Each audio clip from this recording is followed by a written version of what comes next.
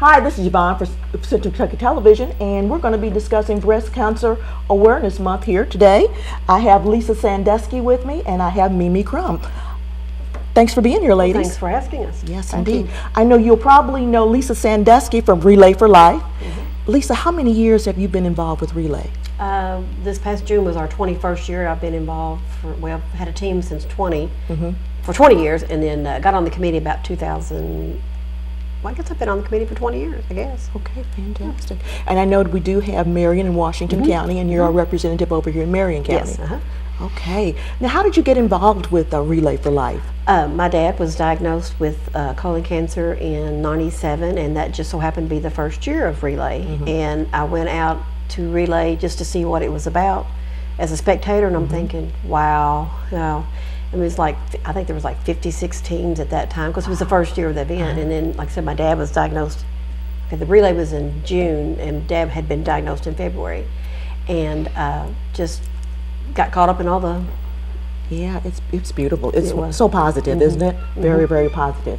Now with Relay for Life, like you said, you've been there for a lot of years now, and I know that breast cancer comes up quite a bit with a lot of the ladies who are survivors. It does. Can you give us some statistics? Well, I asked our representative for some current statistics, and they're making progress. They estimated new cases of invasive breast cancer diagnosed in women, 232,670. I guess that's cases per year. And breast cancer is the most common cancer among American women except for skin cancers. And it is very common for 55. 2 or 3 breast cancers are found in women over the age of 55. And it's just, breast cancer in October, they want it to be, they do breast cancer awareness in October. They just want it to be made known, the importance of self breast exams, your yearly mammogram, usually when they start around the age 40, because I always go for my annual physical, and when I hit that age 40, he went, guess what? I went, oh, I've been doing it every year. Yeah. It's no big deal, it's just the idea of taking time to go doing it, but it's so important, as Mimi can attest. Okay. And then we have, like I said, we have Mimi Crumb with us today, and a lot of you probably recognize Mimi. She's very popular in our community here. And I know that you've had a couple of bouts with breast cancer. I have. My first diagnosis was in 2010, and it was a stage 0, which is called ductal carcinoma in situ, which means it was inside the duct. It wasn't invasive. So I had a lumpectomy and found it with mammogram, ultrasound, biopsy. Now, was this your yearly checkup? This was my yearly checkup. And they found it? And they found it. Okay. And so that was, I just had to do radiation that time, and was on medication, and then 6 years later, when I went for what I thought was my last oncology doctor visit, we found a lump. So that involved another mammogram, ultrasound, biopsy, and then I had radiation and chemo this time. Okay. And you're wearing a pretty pink shirt here that says I am Survivor. Survivor. Yes, indeed. Now, how many years have you been a survivor? Well, this will be, since it was 2010, so this will be 7 years. 7 years. Going strong. Going strong. Okay. That's right. Now, tell us how important you think the self-examination and the yearly checkup is. I think they're very important. I mean, people say so many times, we over and over we say get your mammograms and don't forget, but it's very important. And the self-checks are very important. And if they ask for other tests afterwards, like the ultrasound or the biopsy, don't shy away from those. Go ahead and do them. Don't put them off. It's very, very important, even if they don't find anything. Yeah. It's very important. Yes, indeed. And the cancer centers in our area are wonderful. We've got great cancer centers in Campbellsville and Danville and Bardstown, of course Lexington and Louisville. And oncology nurses and doctors are just amazing. Okay. They're the best people. They're just really good.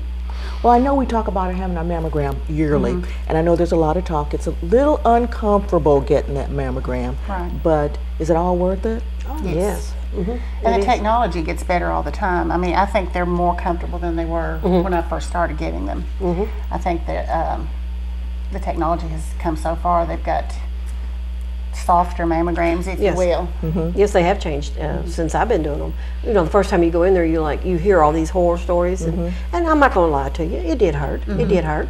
But as Mimi said, over the years, they have just advanced so much. And once your mammogram is done, they can look at them and say, okay, I don't need to do anything else. Back then they said, oh, I need to do another one. But now they've gone to where you're in and out pretty quick. So I'm going it's to great. step back a little bit from the time that you were diagnosed as having breast cancer.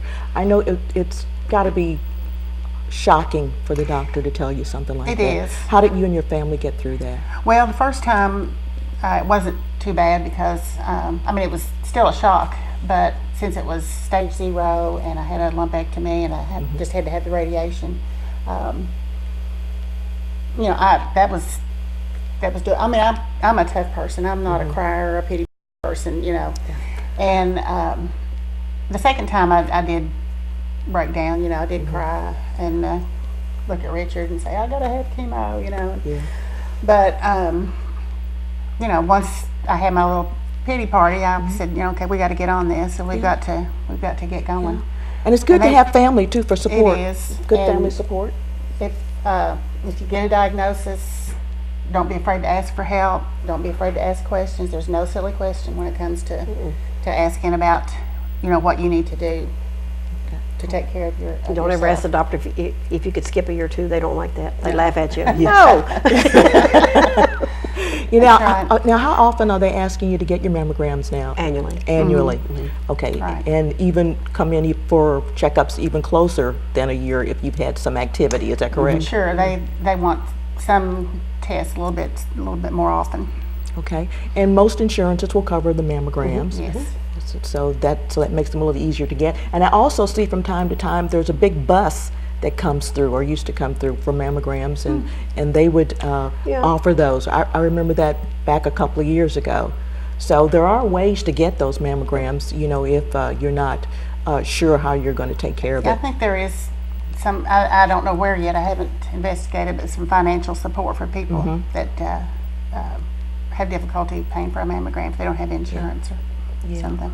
Now, October is Breast Cancer Awareness Month, but we want to make sure that everybody is aware of cancer every month. Right. I know that I had a little piece of paper, a little card that I had above my shower at one time, telling you each time you took a shower to do self-examination. Yes. So that's something we all want the women in our community to do, so that we can cut down those I'd say numbers. the percentage of women that find their own problem or different is through self-exams. Definitely. I mean, that might be my opinion. What do you think, Nina? Oh, I think so too. I think women are more aware, and I think they're doing them more, and I think they feel like they have felt something. I think they'll go to their doctor and say, let's look at this. Okay. Right. Now I know too with breast cancer for women, it's very tough. It's very hard on women. Can you give our women out here in our audience some information on what to do with all those emotions that come out when you are diagnosed with breast cancer? I mean, don't be afraid to cry. Don't be afraid to be angry at first. You've got to go through all those emotions just like you do with any hard thing that has been given to you. Don't be afraid to ask questions. Ask for help. Ask your family. Ask your friends for help. I know it's hard sometimes, but you just don't be afraid to do that. Get as much education as you can. When I first was diagnosed, I went to my surgeon was in Louisville, so I'm the breast health consultant. They have a breast health consultant. She gave me a book. She sat down and talked to me, and getting all the education you can, reading all you can about it.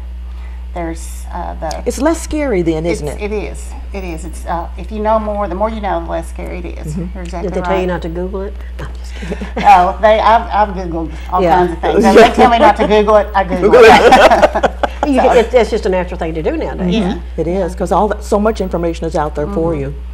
There's, of course, the American Cancer Society is cancer.org. I think it's www.5komen.org for Susan G. Komen.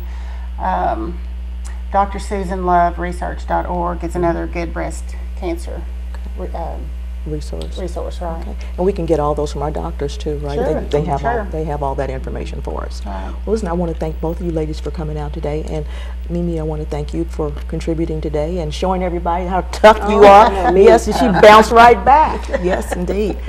Thank you so much for being here. You're more than welcome. Thank you. And I want to ask all of our audience out there today to be aware of Breast Cancer Awareness Month, and every day be aware of breast cancer.